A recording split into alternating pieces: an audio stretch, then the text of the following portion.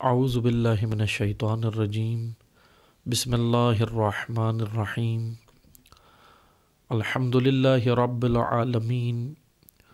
الصلاۃ والسلام علی اشرف الانبیاء والمرسلین وخاتم النبیین سیدنا و مولانا علی رسولہ الکریم و اہل بیتہ الطیبین الطاہرین المعصومین المظلومین اما بعد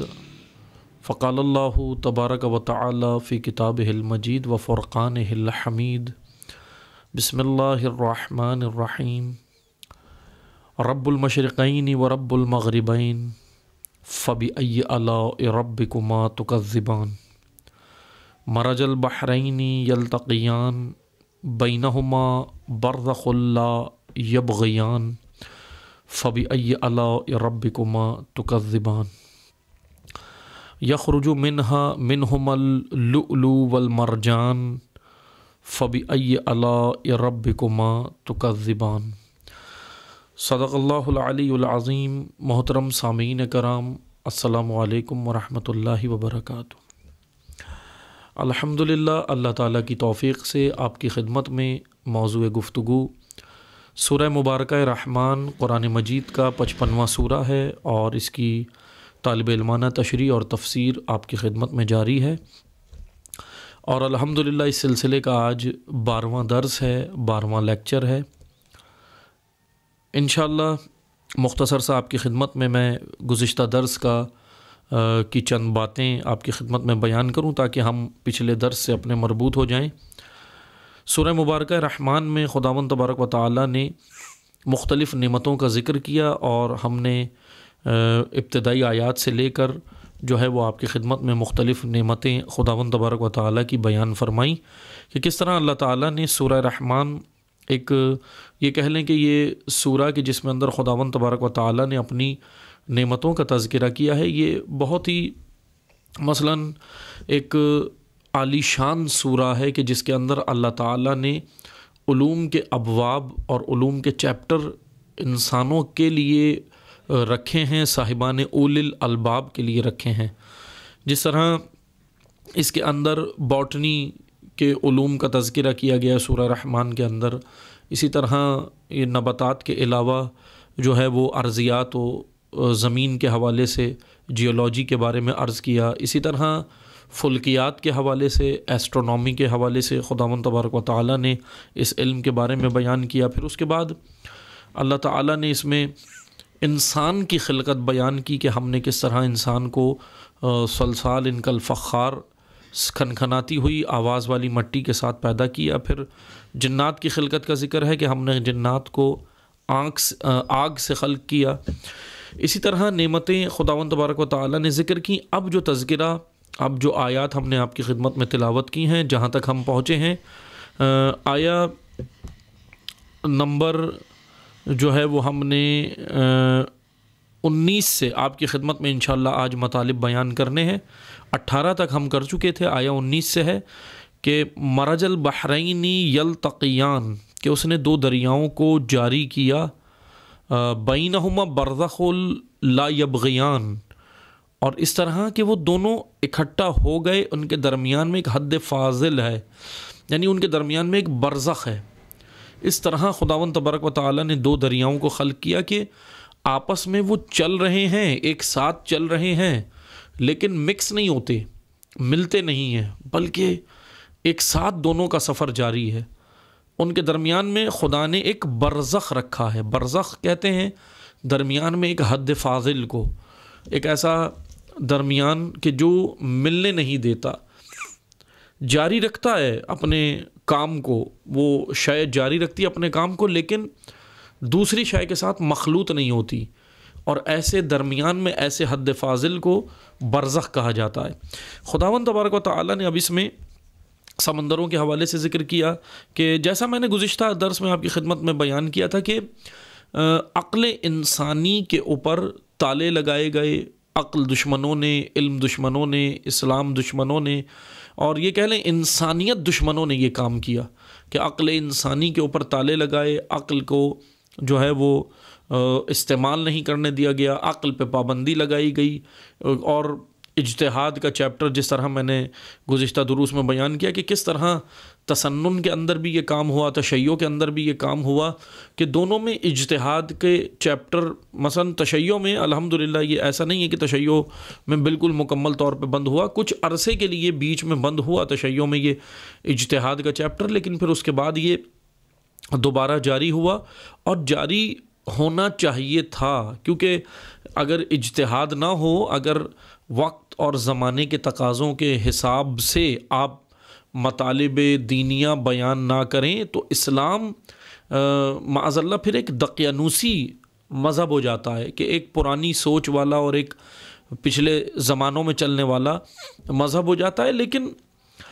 عزیزان محترم یاد رکھیں، اسلام ایک جدید مذہب ہے۔ جدید سے مراد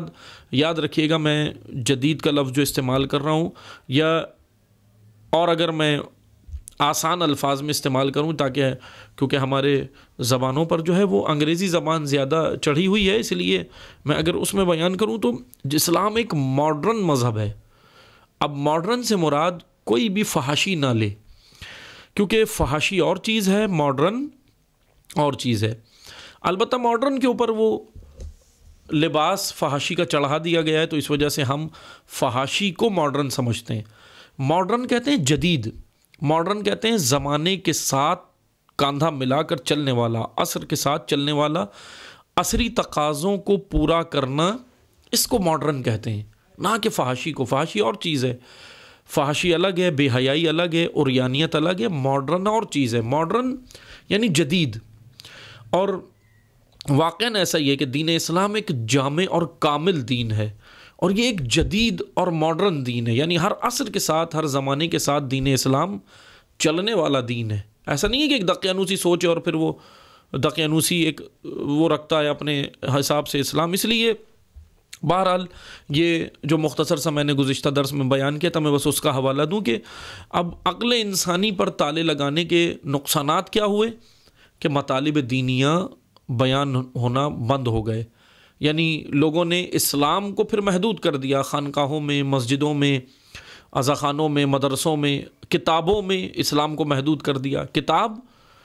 اسلام سمجھنے کے لیے تھی، لیکن ہم نے اس کو وہیں تک محدود کیا، اس کے اوپر دھول چڑھنے لگی، اور پھر اس طرح اسلام کے ساتھ یہ سارا کام ہوا۔ بہرحال یہی کام آج مثلاً یہی کام ایسا نہیں ہے کہ اسلام ہی کے ساتھ ہوا، دینی مدارس میں یا دینی جگہوں پہ یا دینی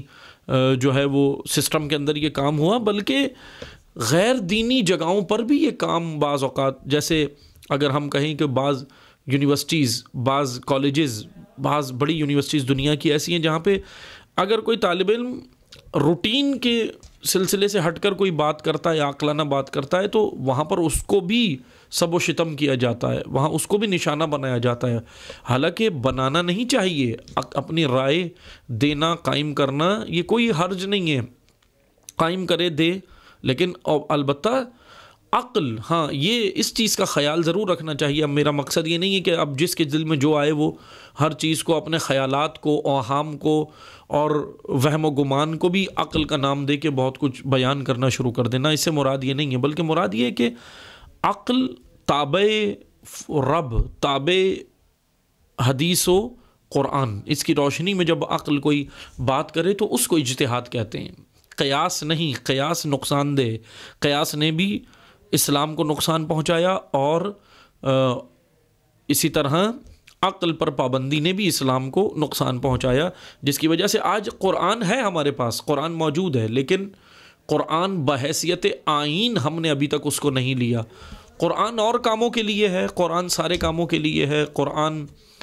مردوں پہ پڑھنے کے لیے ہے، قرآن ثواب کی کتاب ہے، قرآن اپنے ورد و ذکر کے لیے ہے، لیکن قرآن کے ساتھ جو رویہ ہمارا رہا وہ بہت ہی زیادہ جو ہے وہ دردناک رویہ امت اسلامیہ کا ہے قرآن کے ساتھ۔ اور سب سے بڑا دردناک رویہ وہ یہی ہے کہ اس قرآن کو بحیثیت آئین، بحیثیت کانسٹیٹیوشن اور بحیثیت ہدایت نہیں لیا، کیونکہ اگر یاد رکھیں قرآن کو اگر بحیثیت ہدایت لیا ہوتا تو امت اسلامیہ کی آج پورے روئے زمین پر کم از کم یہ حالت نہ ہوتی جو آج ہمیں نظر آ رہی ہے، عالمی سطح پہ ہو، ملکی سطح پہ ہو، علاقائی سطح پہ ہو، قومی سطح پہ ہو، جس سطح پہ ہم دیکھیں تو امت اسلامیہ کی اس حالت کی بنیادی وجہ قرآن سے دوری، البتہ قرآن سے دوری اس معنی میں ہے، ہدایت کے معنی میں، قرآن سے دوری بحیثیت آئین لے کر اس پر امپلیمنٹ نہ کرنے کے معنی میں اس معنی میں کہہ رہا ہوں کہ قرآن سے ہم نے دوری اختیار کی، جس کی وجہ سے آج ہم نتائج بھگت رہے ہیں۔ اور بہرحال حالات سب کے سامنے ہیں کہ کیا امت اسلامیہ کی حالت ہے، کیونکہ قرآن سے دوری، علوم قرآن لے کر دوسرے آگے بڑھے ہیں، نکلے ہیں، اور جو ہے وہ مثلاً دنیا کے اوپر آج اگر ترقی یافتہ ممالک ہمیں نظر آتے ہیں تو وہ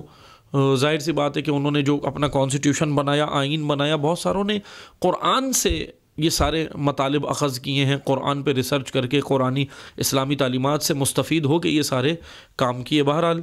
اللہ تعالیٰ نے یہ نہیں کہا کہ مسلمانوں ہی کو قرآن سمجھ آئے گا یا مسلمان ہونا شرط ہے یا کلمہ گو، کہیں پہ خداوند تبارک و تعالیٰ نے یہ شرط نہیں رکھی کہ کلمہ گو ہوگا تو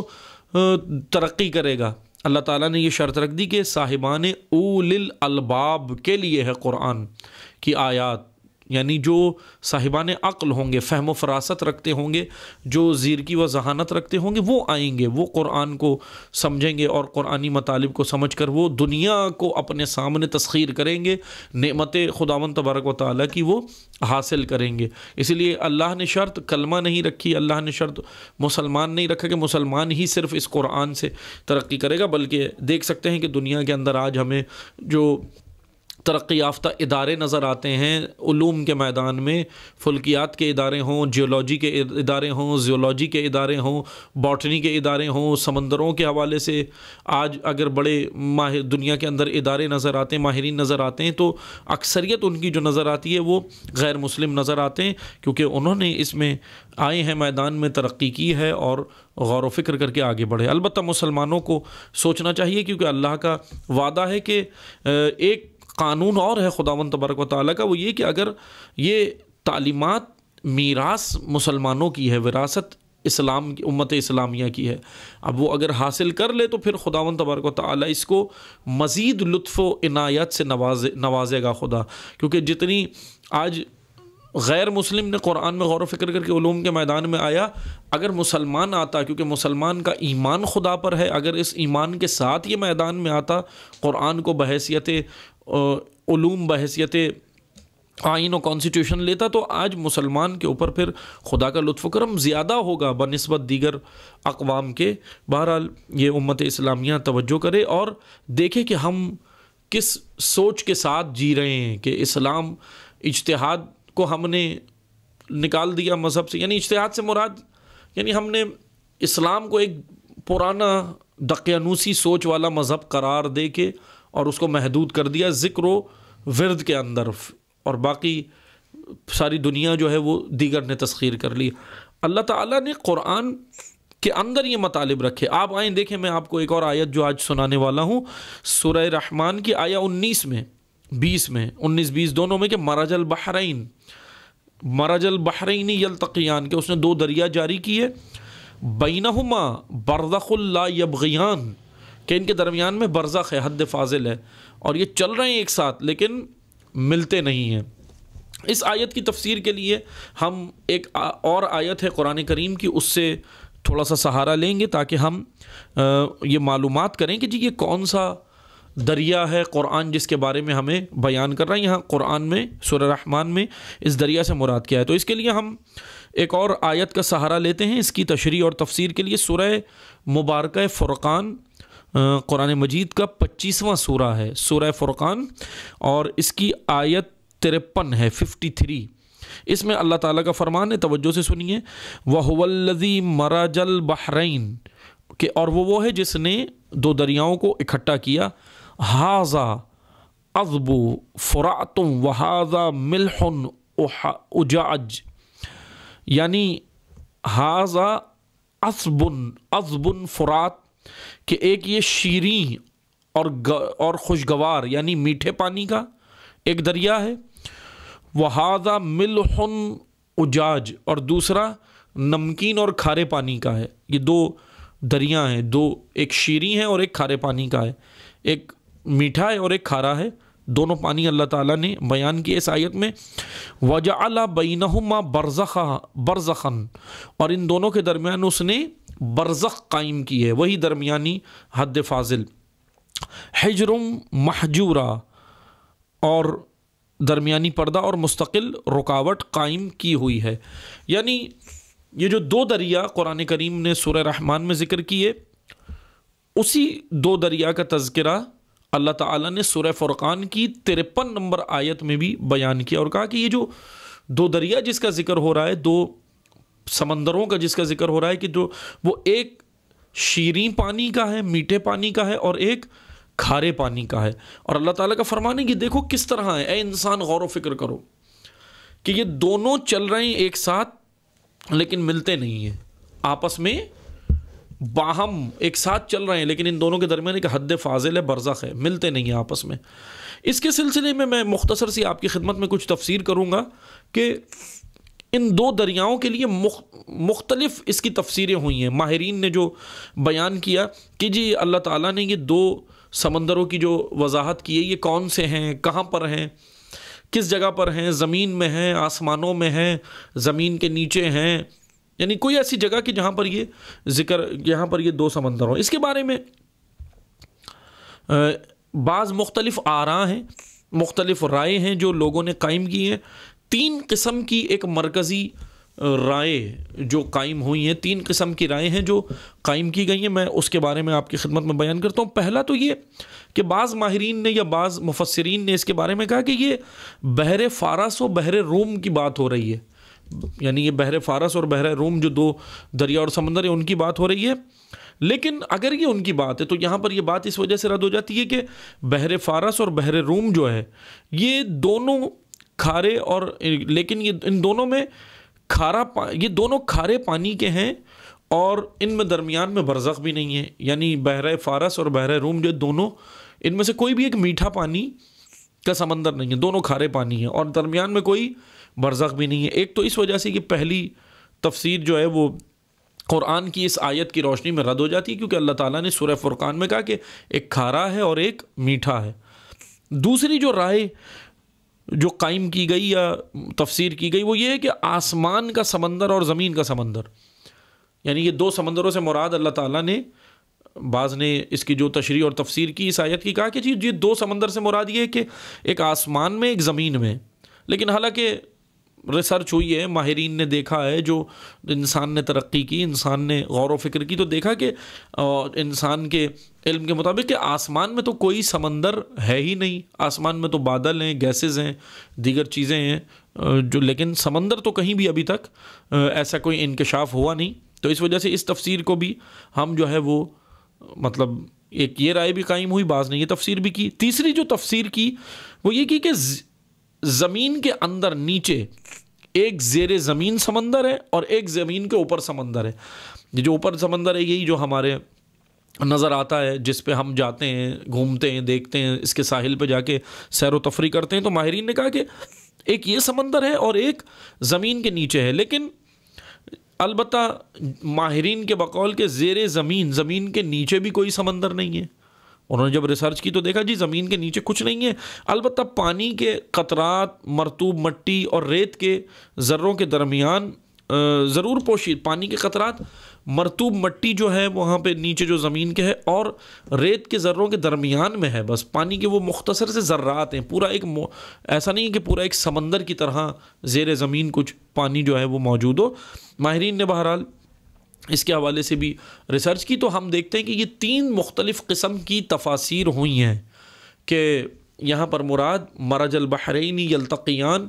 بینہما برزخ لا یبغیان۔ ایک تفسیر میں مختصر سی دوبارہ پڑھ رہا ہوں، دوبارہ سن لیں۔ ایک تفسیر یہ کہ بحر فارس اور بحر روم، لیکن یہ تفسیر اس وجہ سے مثلا اس آیت کی روشنی میں قابل اعتماد نہیں، مثلا ہم اس کو سمجھ سکتے کہ کیونکہ یہ دونوں بحر فارس اور بحر روم دونوں کھارے پانی کے سمندر ہیں، میٹھا ان میں سے کوئی بھی نہیں ہے اور بیچ میں برزخ بھی نہیں ہے، لیکن قرآن کہہ رہا ہے کہ ہم نے برزخ قائم کیا۔ دوسرا آسمان کے سمندر کا کہا ماہرین نے اور زمین کے سمندر کا، لیکن آسمان کے اوپر ریسرچ کے مطابق کوئی بھی سمندر نہیں ہے، تو اس وجہ سے اس آیت کی روشنی میں یہ دوسری تفسیر بھی قابل قبول ہمیں لگتی نہیں ہے۔ تیسری تفسیر زیر زمین سمندر اور زمین کے اوپر سمندر، لیکن پھر وہی بات آتی ہے جو میں نے بتایا کہ زمین کے نیچے جو ہے وہ پانی کے ذرات، مرطوب مٹی اور پانی البتہ مرطوب مٹی اور ریت کے ذروں کے درمیان میں تو ہے، لیکن اس طرح سمندر کی صورت میں نہیں ہے، اس وجہ سے پھر یہ تفسیر بھی رد ہوتی ہے۔ اب میں آپ کو جو بتانے لگا ہوں وہ ہے ایک چوتھی تفسیر اس آیت کے بارے میں، ان سمندروں کے بارے میں، اور وہ چوتھی تفسیر قابل اس وجہ سے ان آیات کے ذرا قریب تر نظر آتی ہے کہ اس کے اندر ماہرین کے بقول کہ یہ جو اللہ تعالیٰ نے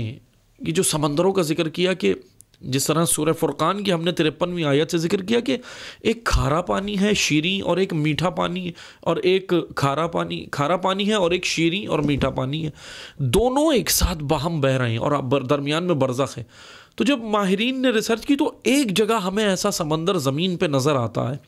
اور وہ ہے گلف اسٹریم۔ یہ گلف اسٹریم یہ دنیا کے سمندروں میں بڑے بڑے دریا جاری ہیں، جن میں سب سے زیادہ قوت والا یہ گلف اسٹریم ہے۔ دنیا کے سمندروں کے اندر یعنی ایک دریا تو وہ ہے جو ہمیں یہاں نظر آتا ہے زمینوں کے اوپر، جو ہمارے علاقوں سے بہتا ہے، زمین کے اوپر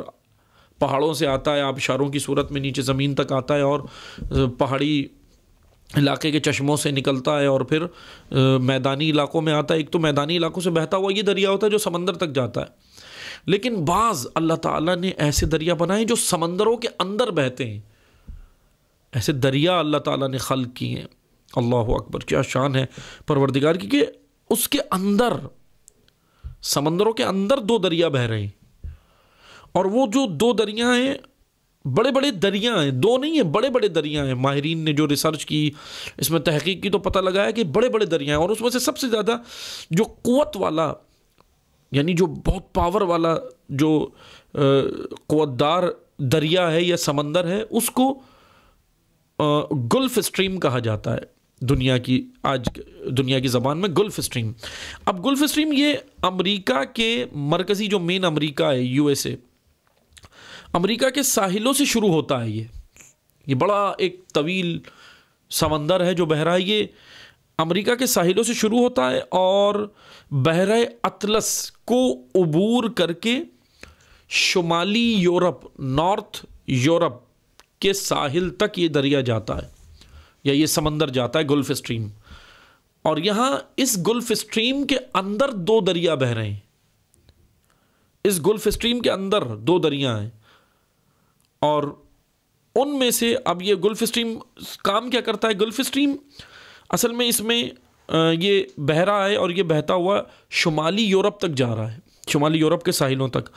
اور اس کا جو عرض ہے، اس کا جو چوڑائی جو بیان کی ہے وہ 150 کلومیٹر تک کی جاتی ہے، اور گہرائی اس کی کئی سو میٹر ہے،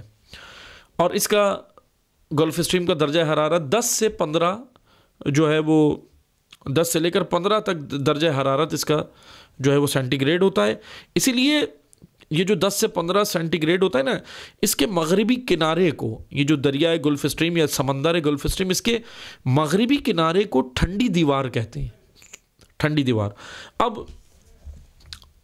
گلف اسٹریم سے ہوتا یہ ہے کہ گرم ہوائیں پیدا ہوتی ہیں۔ اب یہ دیکھیں کام کیا کرتا ہے، اور بر اعظم یورپ، یعنی جو یورپ ایک پورا کانٹیننٹل بر اعظم یورپ کے شمالی نارتھ میں، جو یورپ کے جو نارتھ سائڈ ہے اس کے جو ممالک ہیں وہاں یہ ٹھنڈی ہوائیں جو پیدا ہوتی ہیں وہاں جاتی ہیں، اور ان ممالک کی ہوائیں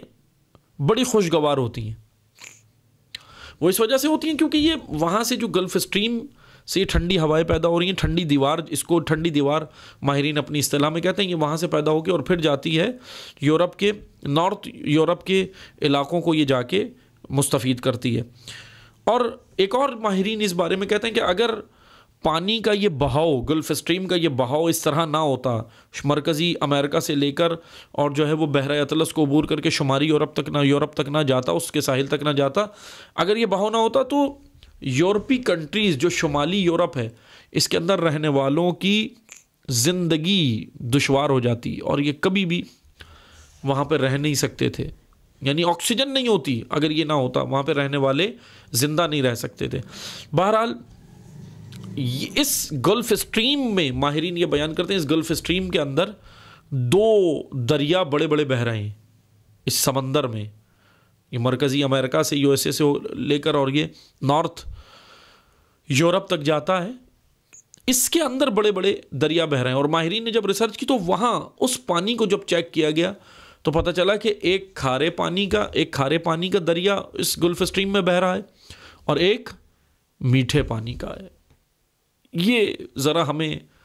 آیات قرآنی سے یہ تفسیر ذرا قریب تر نظر آتی ہے ان آیات سے سورہ مبارکہ رحمان میں. یہ اس طرح یہ آگے بڑھ رہا ہے، اور بہرحال یہ اس کی ایک تحقیق جو گلف اسٹریم میں بیان کی. لیکن عزیزان محترم، میں آپ کو ایک مثلا تجربے کے طور پہ ایک وہ بھی کہہ دیتا ہوں کہ یہ ایک اس کو ٹھنڈا اور کھارا، اس کو گرم میٹھا اور کھارا پانی بھی کہا جاتا ہے، اور ٹھنڈا اور گرم پانی بھی کہا جاتا ہے. ایک ٹھنڈے سمندر کہلاتے ہیں اور ایک گرم سمندر کہلاتے ہیں. آج ماہرین ریسرچ کریں، آپ دیکھیں اس کے اوپر سب آپ کو مل جائے گا. آج کل موجود ہیں یہ ساری معلومات کہ ایک گرم پانی کہلاتا ہے اور ایک ٹھنڈا پانی کہلاتا ہے. لیکن اس کی میں آپ کو ایک چھوٹی سی ایک مثال دیتا ہوں. آپ یہ گھر میں ایکسپیریمنٹ کر کے بھی دیکھ سکتے ہیں کہ یہ ٹھنڈا اور گرم پانی ایک ساتھ چل رہا ہے گلف اسٹریم کے اندر. یہ ایک ساتھ چل رہے ہیں اور کس طرح چل رہے ہیں، ان کی حرکت کیسے ہے ٹھنڈے اور گرم پانی کی، اور آپس میں ملتے بھی نہیں ہیں اور حرکت بھی ہے. میں اس کی ایک مثال دیتا ہوں. مثلا آپ ایک کام کریں، ایک چھوٹا سا ایکسپیریمنٹ ہے، تجربہ ہے، کر کے دیکھ لیں. یہ ہمیں پتہ چل جائے گا سائنس کے بقول کہ ایک بڑا سا برتن ہو، اس کے ایک طرف آپ برف کا ٹکڑا رکھیں اور دوسری طرف گرم لوہے کا ٹکڑا رکھ دیں. بڑا برتن لیں، کوئی بڑا تھال ہو، برتن ہو، اس کے اندر ایک سائیڈ پر ایک جانب آپ برف کا ٹکڑا رکھ دیں اور دوسری جانب گرم لوہے کا ٹکڑا رکھ دیں، اور سطح آب پر، اس کی پانی کی جو اوپر کی سطح ہے اس پر تھوڑی سی کٹی ہوئی گھاس یعنی کٹی ہوئی، وہ آپ اس کے اوپر ڈال دیں اور آپ اس کو تھوڑی دیر کے لیے چیک کریں تو پانی میں ایک حرکت پیدا ہوگی، اور گرم جگہ سے آہستہ آہستہ یہ پانی ٹھنڈی جگہ پر چلنا شروع کرے گا. یہ اس کی ایک حرکت ہے پانی کے. بہرحال وہ ماہرین کے بقول کے مالیکیولز اس کے اندر ہوتے ہیں، اور پھر وہ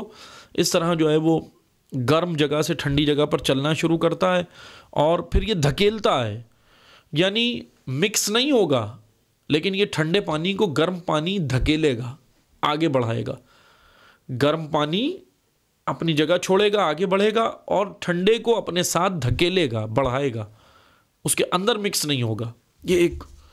بڑی خوبصورت اللہ تعالیٰ کی جو ہے وہ خلقت ہے. ہم اس کو تجربہ کر کے بھی دیکھ سکتے ہیں. عزیزان محترم، اب ہوتا یہ کہ یہ گلف اسٹریم ایک ساتھ چل رہے ہیں، اس کے اندر گرم اور ٹھنڈا پانی دونوں ایک ساتھ چل رہے ہیں، اور اس کے اندر ایک مقام بھی ہے. یہ جو جہاں پہ یہ دونوں دریا مل رہے ہیں نا، یعنی برزخ، ان کے درمیان میں جو برزخ ہے، اللہ تعالیٰ نے کیوں یہ برزخ کا ذکر کیا کہ حد فاضل ہم نے رکھا ہے، جاؤ اس کے اندر جا کر دیکھو.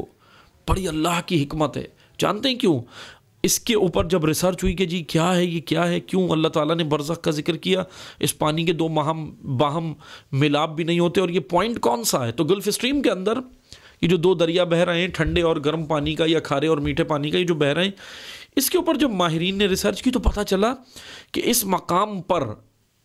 ہوتا یہ ہے کہ آبی جانور جو ہوتے ہیں اندر، کیونکہ سمندروں کے اندر بہت جانور ہیں، آبی جانور ہیں، یہ کیا کرتے ہیں، یہ بے حسی اور موت کی کیفیت ان کے اندر پیدا ہوتی ہے جب گرم پانی جب ٹھنڈے پانی کی جانب حرکت کرتا ہے اور پھر اس کو جب دھکیلتا ہے، آگے کی جانب لے جاتا ہے. تو سمندروں کے اندر بہت سارے ایسے آبی جانور ہیں جو بے حس ہو جاتے ہیں، ان کی موت واقع ہو جاتی ہے، اور جب موت واقع ہوتی ہے تو پھر وہ سطح کے اوپر آ جاتے ہیں، سمندر کی اس کی پانی کی سطح کے اوپر آتے ہیں. کس پوائنٹ کے اوپر؟ جہاں یہ دونوں چل رہے ہیں آپس میں، یعنی گرم اور ٹھنڈا پانی جو ایک ساتھ چل رہے ہیں اس گلف اسٹریم کے اندر، وہاں پر یہ جو جانور ہوتے ہیں نیچے وہ مر جاتے ہیں، موت ان کی واقع ہوتی ہے آبی جانوروں کی گرم پانی کے حرکت کی وجہ سے، اور پھر وہ اوپر آتے ہیں، سطح کے اوپر آتے ہیں، اور پھر اس سطح کے اوپر جیسے ہی آتے ہیں تو مچھلیاں آتی ہیں، مچھلیاں ان کو کھانے کے لیے جمع ہوتی ہیں، مچھلیاں ان کو کھانے کے لیے جمع ہوتی ہیں، اور جیسے ہی یہ کھانے کے لیے مچھلیاں جمع ہوتی ہیں تو کرۂ ارض پر زمین یعنی سمندر کے اندر، ہماری جو جتنی زمین ہے، اگر ہم زمین کے اوپر سمندر کی بات کریں تو زمین پہ جو یہ سمندر ہے، زمین کے اوپر یہ جو ایریا ہے، یہ جو علاقہ ہے کہ جہاں پہ یہ دو دریا اور پانی چل رہے ہیں، آبی جانور گرم پانی کے حرکت سے مر کر اوپر آ رہے ہیں، موت کی وجہ سے اوپر آ رہے ہیں، تو یہاں پر مچھلیاں آتی ہیں، شکار کرتی ہیں، ان جانوروں کو کھانے کے لیے جمع ہوتی ہیں، اور سمندروں میں مچھلی کے شکار کی تمام دنیا میں جتنے بھی سمندر ہیں ان میں مچھلی کے شکار کی سب سے بہترین جگہ یہ گلف اسٹریم کے درمیانی حصہ کہلاتی ہے۔ خداوند تبارک و تعالیٰ نے یہ انسانوں کے لیے یہ نظام بنایا ہے۔ دیکھیں انسان کہ انسان جاتا ہے وہاں پہ، ماہرین جاتے ہیں وہاں پہ، مچھیرے جاتے ہیں مچھلیاں پکڑتے ہیں، اور یہ سارا یعنی سب سے زیادہ شکار کی بہترین جگہ یہ وہ ایریا کہلاتا ہے جہاں یہ دو سمندر باہم، دو دریا چل رہے ہیں، میٹھے اور کھارے پانی کا، ٹھنڈے اور گرم پانی کا، اور وہیں پر مچھلیوں کی تعداد سب سے زیادہ دنیا میں سمندروں کے اندر سب سے زیادہ ادھر پائی جاتی ہے، اور وہاں جا کے یہ انسان شکار کرتا ہے اور اپنے روزمرہ کی ضروریات کو پورا کرتا ہے، کھاتا ہے، پیتا ہے۔ کولو وشربو، اللہ تعالیٰ کا حکم ہے کھاؤ پیو مگر اسراف نہ کرو۔ خداوند تبارک و تعالیٰ نے یہ نعمتیں ساری انسان کے لیے رکھی ہیں۔ بہرحال عزیزان محترم، یہ ہے سمندروں کی خلقت کے بارے میں خدا کی حکمت کہ بینہما برزخ لا یبغیان۔ دیکھو کہ ہم نے کس طرح رکھا کہ باہم ملتے نہیں ہیں۔ فبأی آلاء ربکما تکذبان۔ اب بتاؤ اے جنوئنس، تم کون کون سی نعمت کو اللہ کی جھٹلاؤ گے؟ یہ نعمت ہے کس طرح اللہ نے رکھی۔ اگر یہ گلف اسٹریم نہ ہوتی، اگر یہ سمندر نہ ہوتے، یہ دو سمندر ہی نہ ہوتے جو آپس میں چل رہے، تو اس سے کیا ہوتا؟ یورپ میں رہنے والے زندہ ہی نہ رہتے۔ شمالی یورپ کے جو خطہ ہے وہ زندہ نہیں رہ سکتے، نارتھ یورپ کا، شمالی یورپ کا جو خطہ ہے وہاں لوگ زندہ نہیں رہ سکتے تھے، آکسیجن نہیں ہوتی زمین کے اوپر۔ اور دوسری چیز اس کے اندر اور بھی بہت ساری حکمتیں، یہ دونوں جو چل رہے ہیں اس کے اوپر کٹی ہوئی گھاس اوپر آ رہی ہے، اس کے اوپر کٹی ہوئی گھاس کیا کام کرتی ہے وہ بھی میں ابھی آپ کی خدمت میں بیان کروں گا۔ مچھلیاں آتی ہیں، مچھلیوں کا شکار انسان وہاں پہ سب سے زیادہ یہ کرتا ہے۔ بہرحال ہم یہاں پہ ابھی آج کے درس کو روکتے ہیں کیونکہ وقت مکمل ہو گیا ہے، اور آیات آگے بڑی خوبصورت چل رہی ہیں کہ یخرج منہم اللؤلؤ والمرجان۔ اب جو آگے آیات ہے وہ لؤلؤ اور مرجان کے حوالے سے ہے کہ لؤلؤ اور مرجان کیا ہے۔ انشاءاللہ پھر اس کی تفسیر ہم اللہ تعالیٰ کی توفیق سے پھر ہم اگلے درس میں بیان کریں گے۔ والسلام علیکم ورحمۃ اللہ وبرکاتہ۔